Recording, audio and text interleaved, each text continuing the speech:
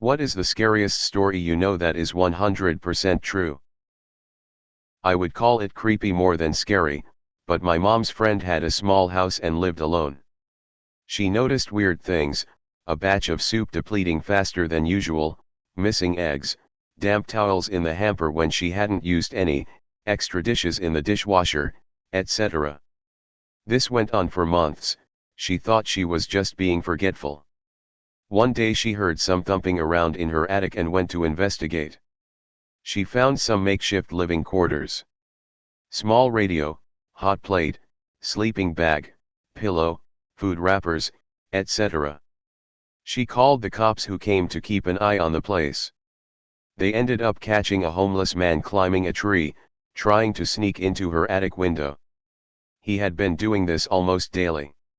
He would wait for her to go to work, then go downstairs and help himself to food and amenities. The funny part about this story is they got to know each other throughout the ordeal, and the guy was actually very respectful, just down on his luck.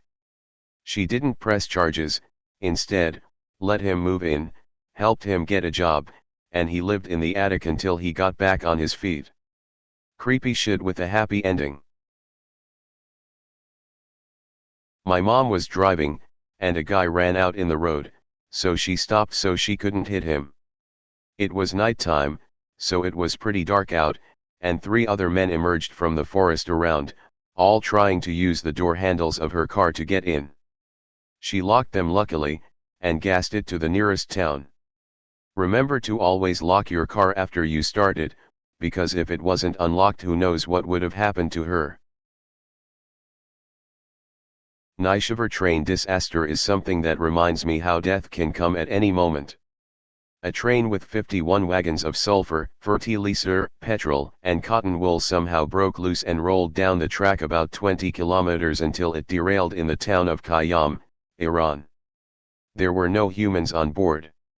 Chemical leaks ensued and authorities tried to extinguish whatever fires broke out. At one point, the whole thing explodes. And it really explodes. The whole town of Khayyam is literally demolished, 3 nearby towns are badly damaged, and it was heard 70 kilometers away. The wreckage continued to explode for several days after. Around 300 people died and more than that injured.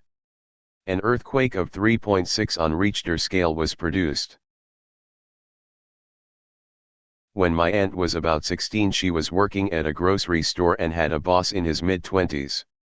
One day he called the house and was begging her to sneak out and hang out with him. She was considering it because it was her boss and she didn't want to say no. My mom, who is 2 years younger than her, always gets these incredibly spot-on gut feelings. She had one that night and begged my aunt not to go out with him. Thankfully she listened to my mom and told him no, which made him really angry. He ended up going out that night and meeting another girl. He took her out to some cliffs and raped her and pushed her off. Somehow she lived through this and was able to get him sent to prison. I feel so sorry for that girl and so thankful for my mom and her gut feelings. Always trust your gut. Not as scary as some of the stories here, but I was pretty horrified when my dad told me the story. There are some really big houses in the woods in my hometown. One of the owners went out drinking with his buddies and realized he forgot the key to the gate when he got home. So he decided to just climb the gate. While climbing in his drunken state, he slips and his leg gets pierced by one of the spikes on the gate. He was hanging there but too afraid to call for his wife.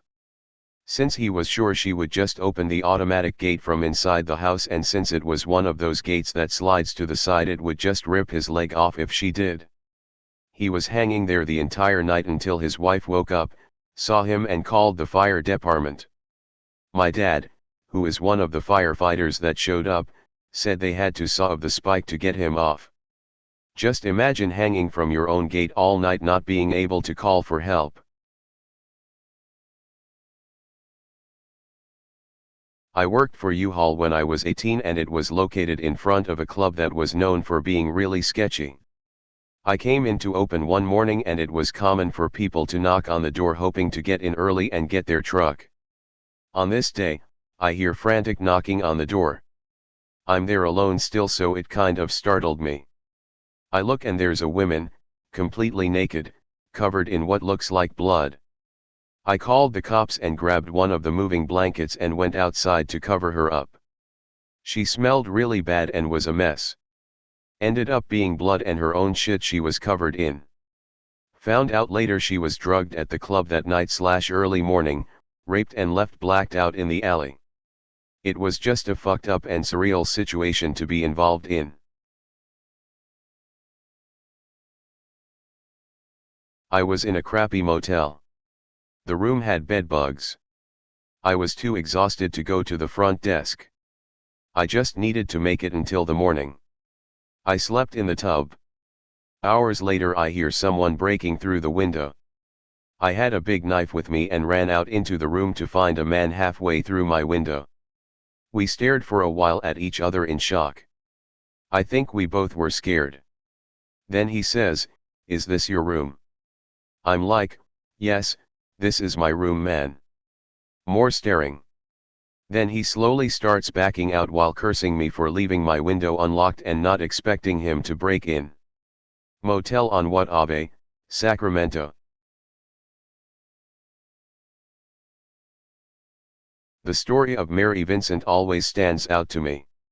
In 1978, 15-year-old Mary was hitchhiking. A man named Lawrence Singleton picked her up. He brutally raped her, and eventually made her get out of the car.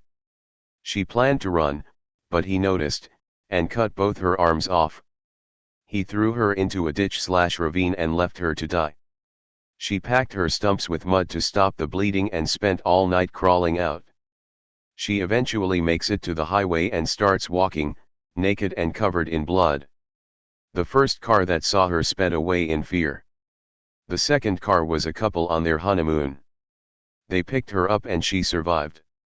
Edited to add, I was in a rush when I wrote this, so you should definitely read more into the story, it's crazy. From the horrific act itself, to the court proceedings, to the fact that he hardly served any time.